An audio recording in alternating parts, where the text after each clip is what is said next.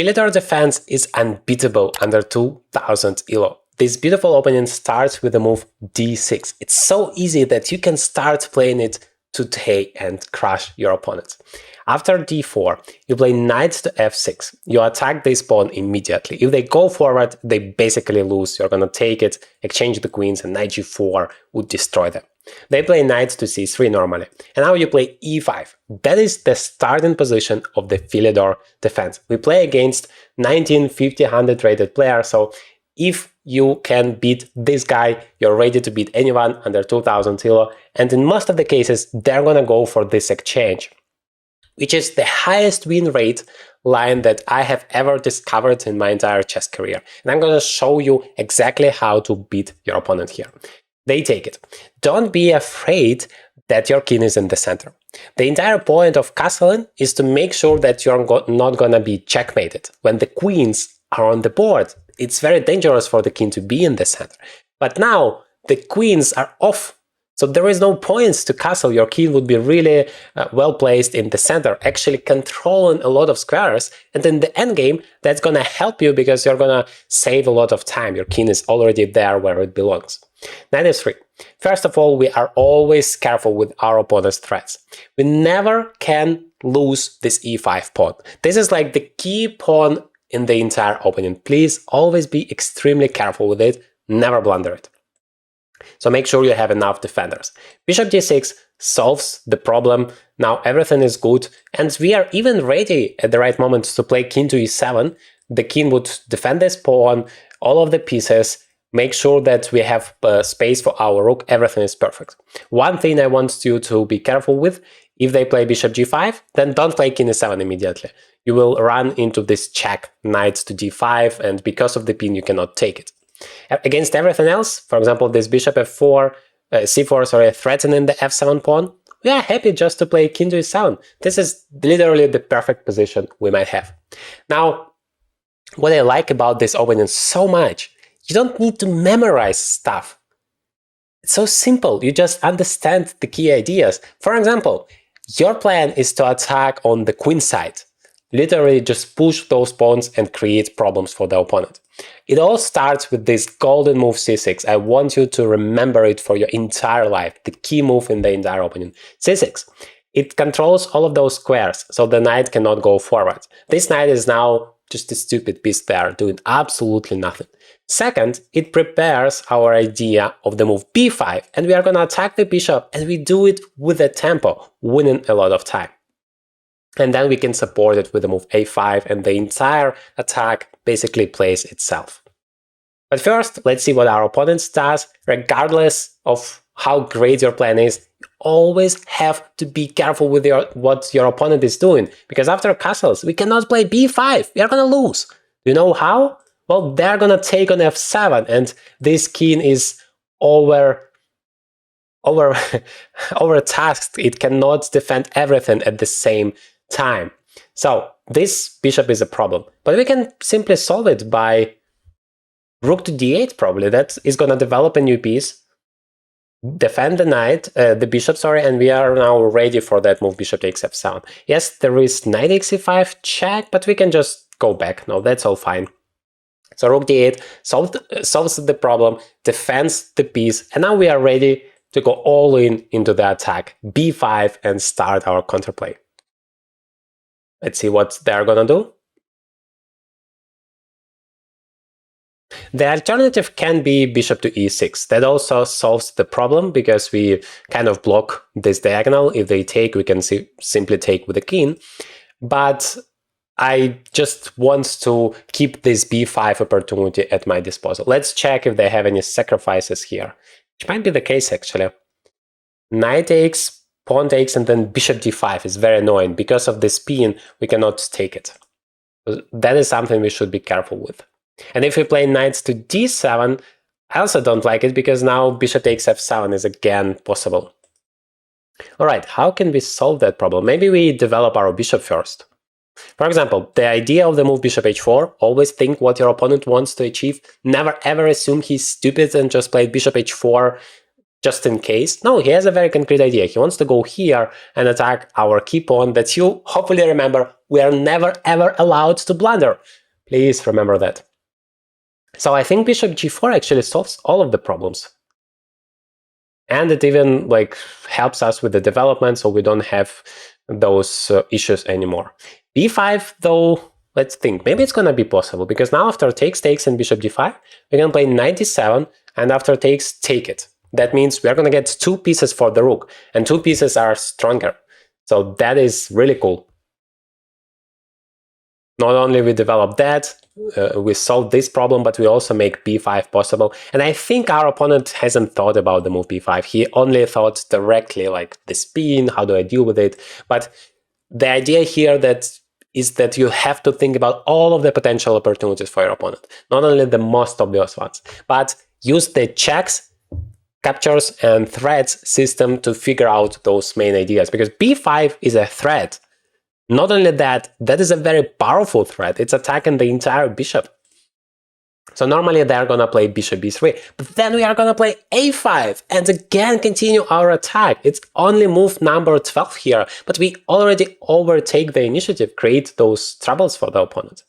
Maybe he wants to play rook to d1, thinking about the opponent's opportunities. So the variation I have in mind is a5, he plays rook d1, we play a4, and like we are happy that we have won a bishop, but never do that unless you have thought about the opponent's ideas. And again, this bishop takes f7 idea is possible, because if you take, rook takes, he has 2 rooks there and he wins a pawn. Not only that, the knight takes e5 is coming. That is totally horrible. But there is the second idea, which is really cool in the Philidor defense, and I want you to know it. This knight just belongs on c5. c5 is absolutely fantastic square for this knight.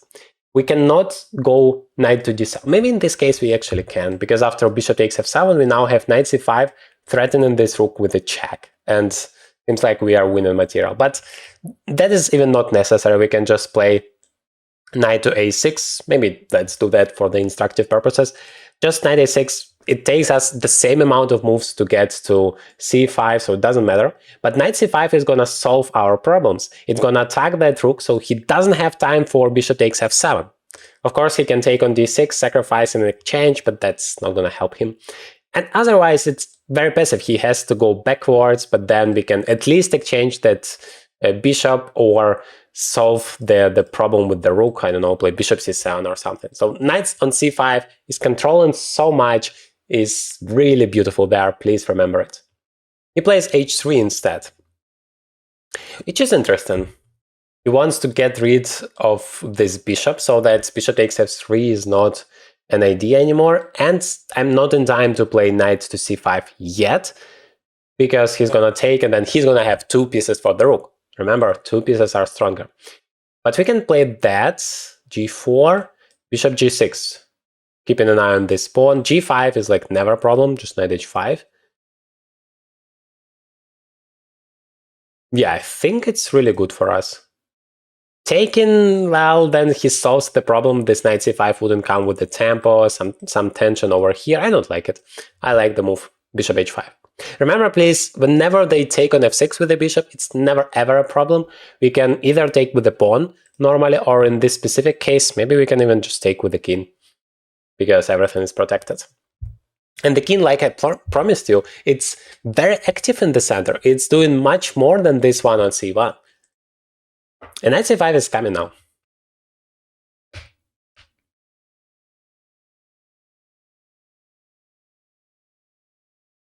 All right, he goes g4. I like what my opponent is doing. He's trying to be very active. That's what you should do. But at the same time, I don't see real problems for myself. Like, the only active thing you can do here is to play g5, but that never helps you. It just frees my knight and makes this bishop stupid. Otherwise, this bishop is very active. Like, after knight c5, this is a real problem you have to solve. And a very nice bonus. Remember those variations where he played rook to d1 and then bishop takes f7 was a problem? Now it never is a problem. We have our bishop to protect it, which means we can play knights to c5, followed up by a5 and a4, and continue our plan. Let's see. First, our opponent has a move. Maybe he can create something dangerous here, like bishop g3, threatening this pawn, but I think I'm faster. I'm gonna play knight to c5 anyway. And then this e4 pawn is going to be lost too, so not that simple. And a4 is still coming, and b4 is still coming at some point. All of my pieces are super active. Like, I don't have a single problem. I don't have a single weakness. In the worst case scenario, after bishop g3, I can always play knight to d7 and defend that pawn, then bishop to c7 when he attacks me. Everything is protected. The knight is coming to c5. Then we can play f6, make sure that that pawn structure is solid, which means that bishop on g3 will be absolutely useless. Maybe that's even what we are gonna do. All right, rook comes to d1. Again, logical move. He's developing all of his stuff, but I think it doesn't help him. Knight c5, attacking the rook, attacking the bishop, attacking the pawn. Rook d6, yes, you can sacrifice in exchange like that, but you're gonna suffer to make a draw, and I don't think you're gonna make a draw. I'm gonna have more material. Maybe it's the best chance though, because otherwise you have to stay passive. Like rook d2, I'm already gonna take on e4 maybe, or continue with a5. Whereas rook d6, at least it gives up material, but keeps some initiative, which is very important in chess. And after takes, maybe knight takes e5, threatening some stuff like takes, and e5. I still need to be a little bit careful. Okay, he plays rook e3, which releases the tension over here. The pawn is not hanging. Basically, there are no threats he's creating against me, which means I can continue my plan. Basically, every single move you make in chess should either go one step further towards your goal, your strategic plan, which is in my case attacking on the queen side, creating problems for my opponent, or stopping your opponent's plan. So that is what I have been doing this entire game, and it works really well. Now a4 is a threat, and you have to play either a3 or a4 to stop it. In both cases, I have this b4 powerful move, and then e4 basically is going to be lost. Although we need to be a little bit careful, sometimes that helps the opponent to open up this e-file, and the e5 pawn can be in trouble. So you have to calculate, of course, as always. Don't just automatically make a move thinking that you are the smartest. Sometimes, yeah, your opponent might set a trap, and you have to be careful. You have to calculate those lines. Okay, a3. Now I'm wondering, do I need to play b4 or not? I can also just take here and enjoy my two bishops advantage. I can even take and play b4 afterwards, so that he cannot take with the rook.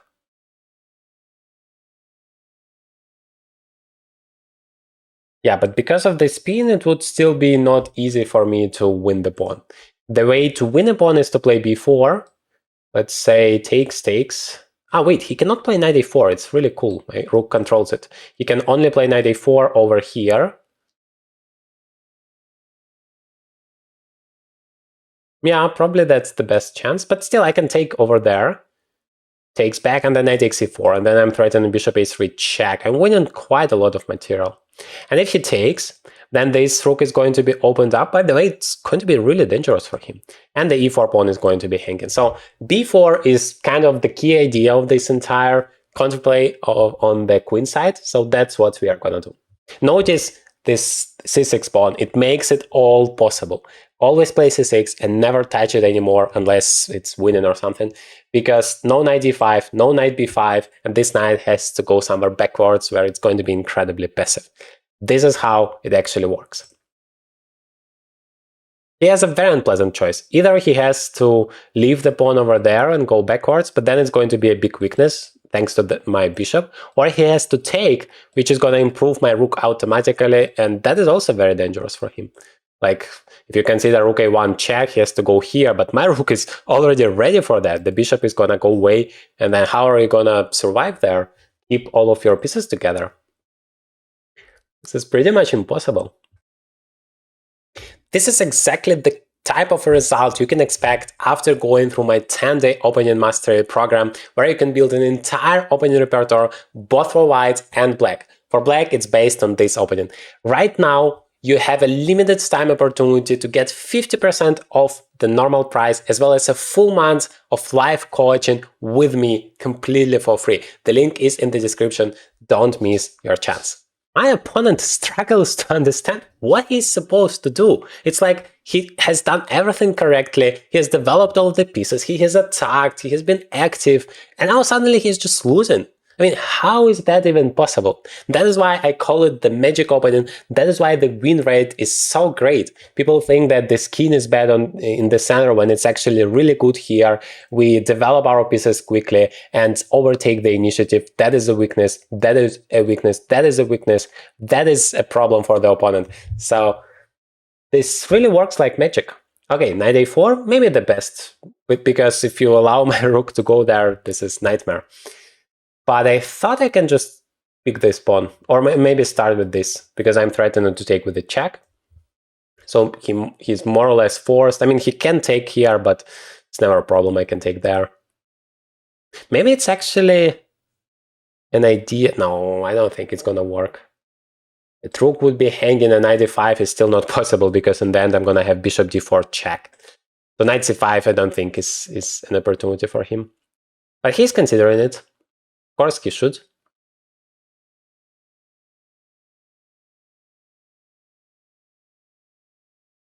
I could have avoided it by just playing knight takes b3, but I really like it. To be honest, I like that in the end that pawn would be really hanging. But my question is, after takes, do I take here? Do I take here? Or do I take here? That is a very pleasant choice.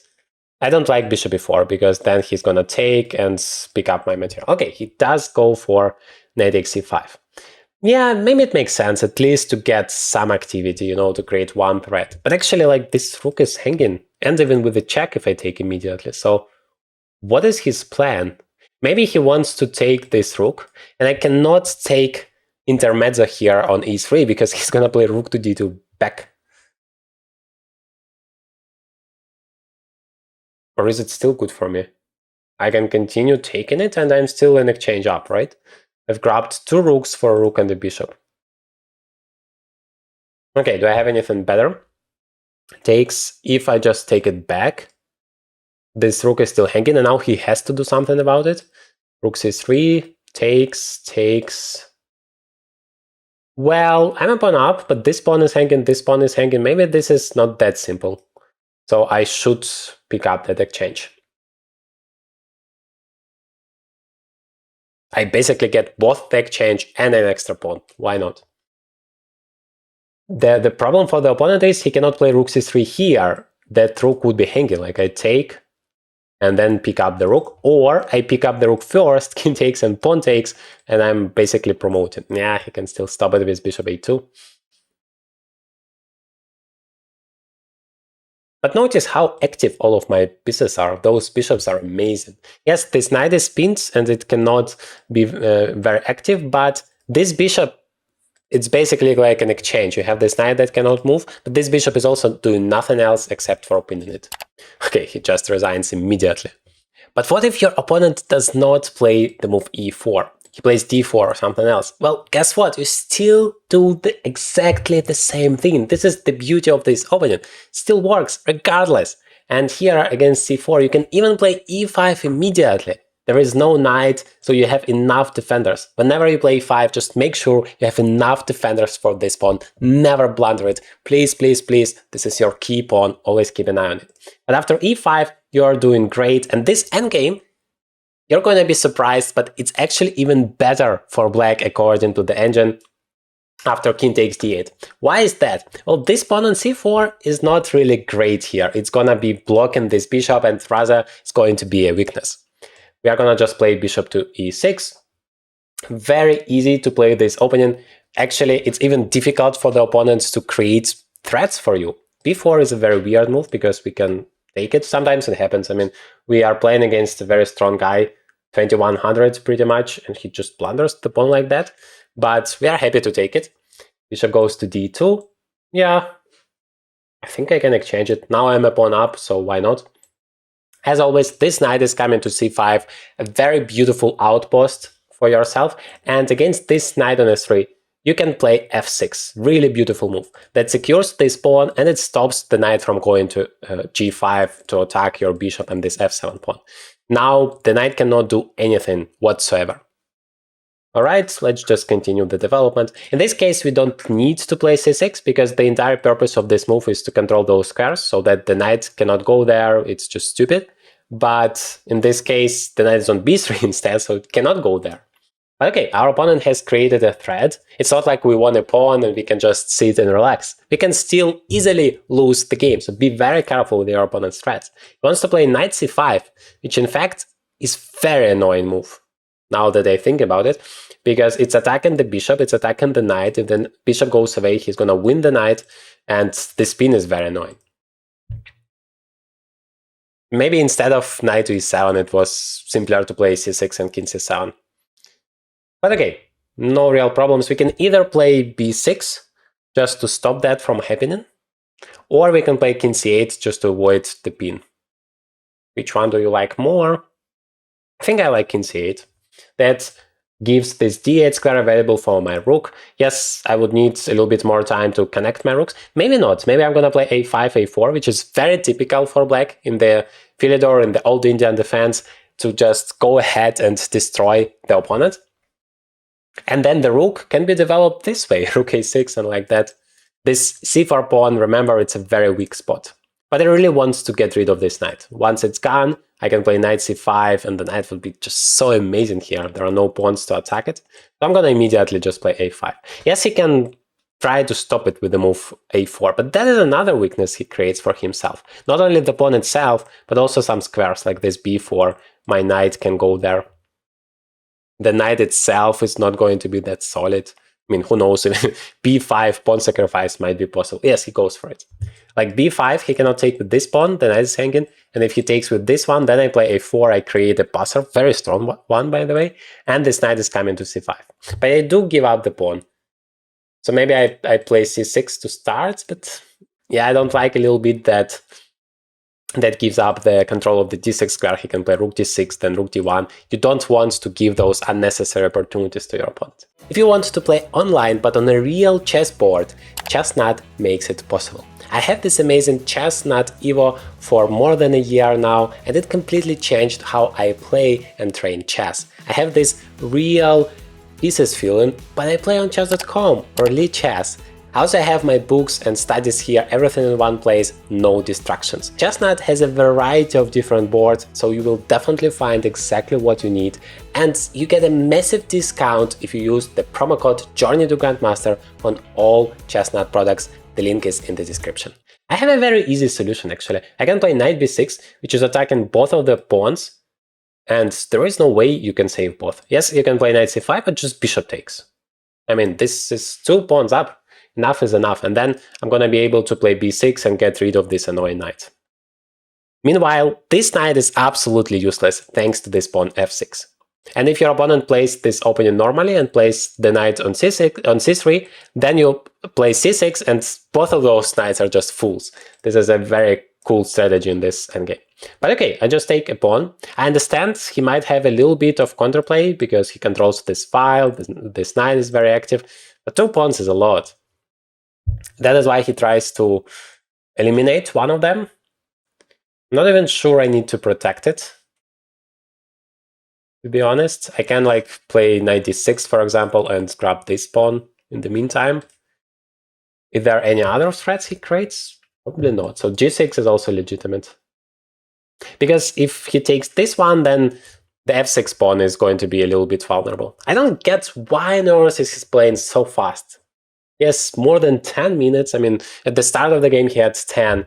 Write in the comments what is your strategy, but I find it so stupid. He doesn't spend any time. He might as well play bullet chess. Okay, so knight d6, knight x, knight x e4. The center pawn is great. I'm also attacking here. What kind of problems can he create for me? I don't really see it. And the knight on g7 is not great anyway. It has to go back to e6 probably. That is faster, I like it. So let me play it. If you want to play g6 instead, I see 0 problems with it, go ahead. But I feel like I win time, and I like this, the fact that I do that. Another idea would have been to play g6 and then rook a6, to develop the rook and attack the knight at the same time. Okay, he doesn't take it, but In b2. Ah, okay, I get it. He wants to attack my pawn here. But I have knight c6, solving all the problems. I think it's time for me to take. Now if he takes that, I can take and fork his rooks. So that is good enough. Rook c1. Well, kind of solves the problem with the fork, but not completely, because once I'm going to take here, I'm going to attack this rook. It goes somewhere, and then I have knight d3, forking that rook and the king. The knight is a very tricky piece. To be honest, I might be able even to take now, but that is too artificial. Let's not create unnecessary problems for ourselves. I think I want to play c6. Knight c6 is also fine, but I like that now I have this d5 square for my knights. In the absence of this e4 pawn, seems very nice. And now my opponent starts to think, when it's really too late. Like, wouldn't it be better to do it the other way around? Think while your position is still fine, try to find some opportunities, try to understand what your opponent wants to do. Instead of playing instantly, then get yourself into a completely lost situation, and then start to think. I mean, that doesn't make any sense, does it? Rook f1, okay, he defends, but this is like very passive there. Do we play g6 or don't we care about that pawn? Yeah, let's show what activity actually means. I want to develop every single one of my pieces. I want to bring this rook with a check, very cool, winning some time. Rook d1 is still not creating any threat at all. Yes, if my rook somehow disappears, that would be a checkmate, but that's literally not possible. So meanwhile, I'm gonna give a check. I can also play knight to d5. I mean, how amazing that knight in the center is going to be. And that would be very annoying. Let's do it. Very annoying for this guy on a3. If, like, imagine I'm going to bring my knight to c4. That would be almost a checkmate there. I don't know. It's just those two knights. This is what activity gives you if you truly use it. And I don't see anything my opponent can do against it. This knight, notice the entire game, it's completely stupid, hasn't done anything useful. This is how powerful those pawns are. This c6 pawn as well, if your opponent plays knight c3, which is almost always the case in this opening. Remember, you can get a full proven step-by-step system in my 10-day opening master. Right now you have an amazing offer. Full months of live coaching with me completely for free and 50% discount. Just use the link in the description to get it. Knight takes g7, he finally takes, but like, what this knight is doing on g7, I can even play that and just take this pawn, but my opponent offers me a draw. Like, how on earth can you come to that ridiculous idea? I don't get it. But I want to play knight d6. I really want to play for the checkmate. The problem is, where is the checkmate actually? Not that easy to orchestrate it. Knight c4, king there, knight c3, king there. Yeah, and then I need to bring my rook, and then it's a checkmate. Okay, that's the plan. Maybe I even start with the move rook before. Yeah, even now, because knight c4, he stopped it. Okay, he resigns. That's a pity. But what if your opponent doesn't go into the endgame? What do you do in this case? Well, you still play d6, then you go for knight f6, you attack this pawn, and then after knight c3, you don't need this pawn, this move knight to d7 anymore. You can just play e5 immediately, nobody is attacking it, and then you're ready to continue your development. Bishop e7 and castles. This approach, that's why this using here is not really dangerous for you, no real threats, no problems, just castles. And now you can play c6, still very useful against this knight. And now you can already think about the most powerful move you can imagine in the field of defense, d5, just controlling the entire center. That would be super cool. Well, bishop g5, I want to play h6, why not? Just win a tempo, push it back. I never understand those moves. There is no pin here. Yeah, maybe you can argue your bishop is more or less active. Okay. By the way, one idea can be to play knight h5 with an idea to attack this bishop and bring the knight to f4. But here I don't think it works. Because of this bishop, there will be knight e5 tactical shot. Okay, we don't need that.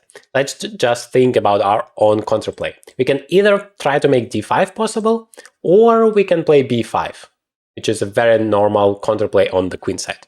Actually, let's do that. That would be very instructive. So this queenside counterplay, you can use it in every single game that you play, this opening. And it's going to be quite annoying for the opponent. He takes. I mean, that I definitely don't understand. Why would you ever waste a tempo like that to play bishop takes f6, the very next move? And he wants to create his counterplay over here. All right. Well, right now, g5 is not a problem. I can just take it multiple times. So always be careful with your opponent's threats, but also don't be intimidated. Don't be afraid of him. Ask yourself, is it dangerous for me? If it truly is, then do something about it. But if it's not, just don't care. All right. What do? I think I like the move bishop e6. Just developing my stuff for now. And getting ready, I can still think about d5, maybe b4 and then d5, why not? That is still not possible, but he's getting ready. He wants to play that and that. But let's go for b4. I need, if your opponent attacks you on the sides, answer in the center. That is always the best recipe. You can also answer on the other side, but in the center you can break through faster, if that's possible. And it is. d5, I now am very active over here. Yeah, the knight is actually better on d2. But on the other hand, how do you continue your development? I thought the queen should be here to support the attack. Right now, it's really difficult to make that possible. Maybe we can even make it more difficult for him to continue this attack. I thought about queen d7, but then he can play g5 immediately, which I am not a big fan of. We can play g5 ourselves. This feels a little bit weird, but it actually like stops everything he can do. h4, we are gonna just take it. And then even play bishop g5 ourselves. Let's do that. That is a solution, even if it's in front of your king, but if he cannot create any threats against you, then it's not dangerous. Okay, he actually goes for h4, but we just take it. Yes, he can give up another pawn and argue that somehow my king is in trouble, but it's not. It's all about the question, is it dangerous or not? If it's not, then don't be afraid of it. What I want to do now, okay, he actually gives up the second pawn. All right, let me take it. Yeah, now he gets this. Maybe bishop takes g5 was better from this perspective.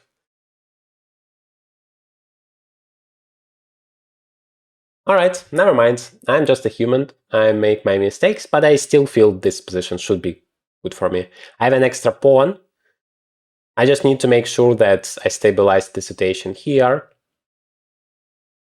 I think I want to play king to g7 and rook to h8. That would kind of develop my piece. Yeah, knight f5 is never a problem for me. I always take it. But then I control this file, open file. The rook is very active here. And I can even hide with my king to f8 to avoid this spin. I mean, isn't that a dream outcome of the opening? You get an extra pawn, very solid position, no problems. This f5 pawn, by the way, is going to be a weakness. I mean, those pawns are doubled. You always need to keep an eye on it to protect it.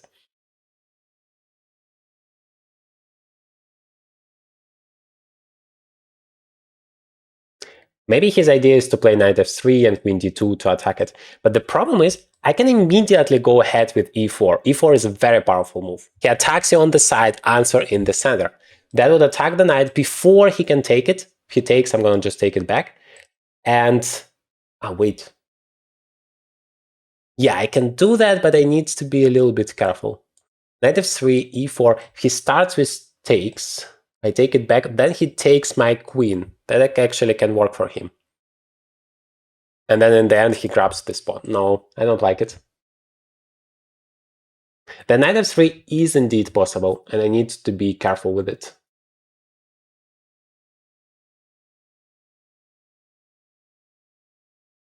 Or I can say, I don't care. I'm going to play e4 anyway. Yes, you can grab that pawn, but without the queens, you never, yes, it goes for it. You never create any dangerous threats. And meanwhile, I'm going to grab that pawn in the end of the day. Yeah, but e4 is also hanging. It's not perfect. And the problem is, my other plan was to play king f8, and after queen d2, rook g8, just defending that pawn and maybe getting ready for g4. Maybe actually rook h8 was not correct rook to g8 was better. That would save me a tempo.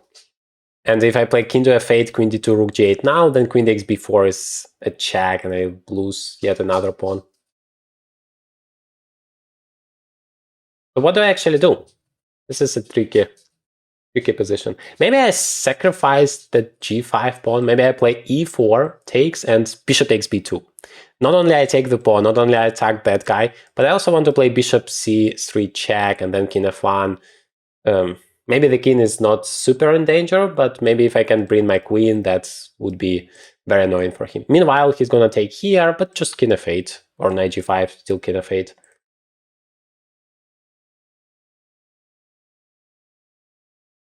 I feel like I have to play e4. If I'm too passive, if I allow my opponent to attack, that's not gonna end well. Yes, he takes. Now if I take, then we do get this endgame. Yeah, I feel like rook h8 was not the best move. Maybe it was better to play knight d7 with all of the same ideas. Because if my knight would be on d7, I would have zero problems. I would just take back on e4, and the position would be actually pretty much winning. So rook h8 was a real mistake. Okay, how do I get out of it? If I take, he plays queen here, bishop. I don't like that. Although that is a good endgame for me. In the end, I can play king f6, attacking this guy and this pawn. It should go back, and then I'm gonna win that pawn. But I'm a little bit behind in terms of my development. So rook d1, rook d6 doesn't feel that great. So let me take and see what's gonna happen here. At least we are gonna have a very fun position. If I wanted to move this rook, at least rook g8 would be so much better. The rook would be so much more useful. Stupid me. Don't repeat my mistakes, please. Yeah, he takes with the rook. That move I actually don't really like that much for him, because now my king is in safety, and this rook, this is like the only variation where this rook is actually useful over here. That would be very annoying for him. And this guy is going to be hanging, like this knight cannot go anywhere. This rook is hanging, this check is coming. I feel like rook g5, it's a tempting move, but also the wrong one. In some variations, I even have queen takes g5 sacrifice. Yeah, he realizes that and goes backwards, but that's like not really such a happy thing to do, to play rook g5 and then go backwards. But what he has achieved, I cannot take here, right? Because my queen is hanging. So what do? I can play queen f6. I like queen f6. That like covers everything, creates a lot of problems. For example, if I take the rook, I don't like that he's very active, he attacks over here. I don't want to give up so much initiative to my opponent. It's all about who is in the driver's seat. But I still attack the rook, I still have this bishop c3. Notice that I kind of postpone bishop to c3 check for future. I know that there is no way he can stop it, like I can play it here, but he always has to calculate it, be worried about it. He never knows when I'm gonna play that. So I feel that is an advantage. And here I just wanted to take that guy. Maybe I give my check now, because if I play queen takes f5, he has bishop d3, and then king can go to e2 after my check. But if I play here, he has to go king to f1. The question is, does it give me so much, actually? I'm not sure about that. Maybe I should just take. I mean, it's a free pawn, the rook is still hanging. I don't see a single problem. So now I have an extra pawn. This pawn is also weak. I just need to stabilize the situation somehow, finish my development, make sure everything is solid. Probably it's time for him to play rook b1, but then bishop c3, right? I just control everything. Yes, he goes for that bishop d3, which is also logical. He wants to be active, otherwise he's gonna just lose. But that doesn't create any big problems. Queen f4, okay, I control so much. This queen on d1 is so passive. My king on f8 is really secure. And I'm ready to play something like knight d7, rook e8, and just destroy him over there. Yeah, finally bishop c3. I make it only in the moment where It's needed because my bishop was hanging, but I do it with the check, so I win a tempo anyway. And actually, this king e2 move would not be a good thing for him because I'm going to bring my rook there, so he probably wants to go there. But because I do it in this moment, he has this problem to solve. He needs to think about it, and there is always a chance that he's going to take the wrong solution. Okay, so I play knight d7, just bringing a new piece into the game, and he decides, okay, I'm going to lose this pawn anyway, let me at least open up your king a little bit. Which is actually quite smart. Once I take, he has knight g5, threatening here, and opening up the queen. I like it, but I'm going to take it anyway. Now after knight g5, I have a choice. I pretty much like this move king e7. It feels so nice. Just need to check a couple of variations because I open up this f-file for the rook. Can even bring the second rook from there. And the king is going to be hidden behind the pawn. Yes, he can sacrifice the knight, but I feel like I should be able to somehow block his checks. Rook g6, but that doesn't feel enough. That is why he plays queen f3, but I have a lot of extra material, right? I have like one pawn, actually not that much. Okay, but once the queens are off the board, my king is totally fine and I can continue my initiative. For example, let me just take it and play rook to f8 immediately. I need to speed up a little bit. We have no increment and I have only minute and 30 seconds left. But I like that I have activated all of my pieces. This rook can come there. Okay. That actually is reasonable. But I can double my rooks somehow. Say rook f4. Bring the second guy here. Put pressure on the f-file. And at some point 95 is gonna come. Those pawns in the center. I feel like I have more extra pawns. Wait, I do have more. I have 2 extra pawns. Stupid me. Yeah. Sometimes figuring out how many extra pawns you have is quite important because 2 extra pawns is quite a lot. And it feels that way. I mean, this is the entire pawn storm that I can just bring my pawn all the way to e4 and destroy the guy. Yeah, that check, I feel like he's just wasting a tempo because before playing rook f8, I'm going to play that, and now I play rook f8. And basically, he needs to go back if he wants to defend the knight again. Even that doesn't help because I still have knight e5, and once he takes, I play rook takes f2 check. He can play rook g3. Probably that's a better thing to do. But then I have e5, e4. Rook g2. He wants to defend that, like saying he's not afraid of me taking. But I'm always happy to exchange the rook for 2 pieces. 2 pieces are so powerful. They are gonna control everything, and the rook doesn't matter. If you are talking about the rooks, it's all about how active they are, how many files do they control, what kind of threats they can create, and here it's like almost impossible to create any threats. But I need to activate my knight. The knight is doing nothing right now, and I have just 1 minute left, so I need to be a little bit faster. For example, let's bring those pawns out. Yeah, he played that, so probably I need to play e5, knight e3, and bring the knight somewhere to d4. Wants to exchange. Okay. Yeah, it actually makes sense, because now he's gonna attack some of my guys.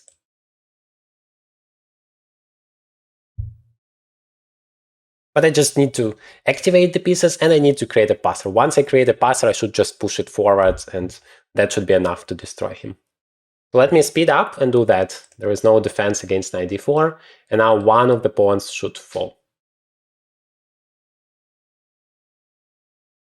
Right, he decided it should be this pawn. Now I'm curious, can I play b3?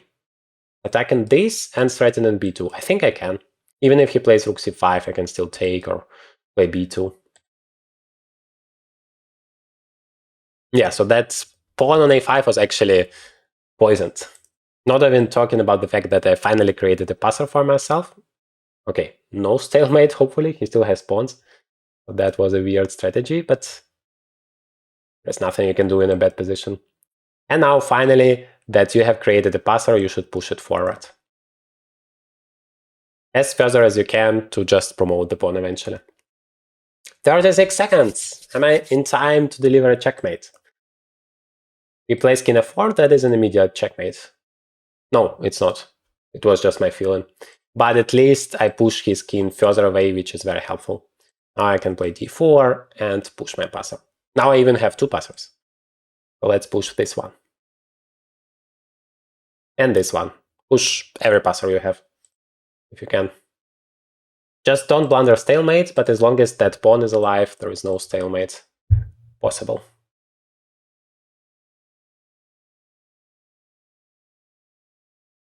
You need to bring more pieces. First, you need to bring the king into the kill zone, and then you need to bring more pieces to checkmate him. I always like to use all of my pieces to deliver a checkmate because I feel that is the most instructive. All right, how do we do that?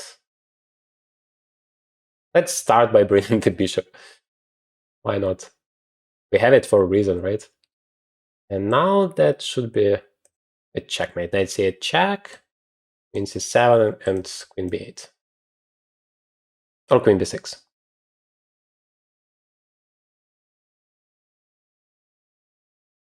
All right, that's very nice. This is exactly how you use the powerful Philidor opponent to destroy anyone under 2000 elo. This playlist, you can learn so much more about it.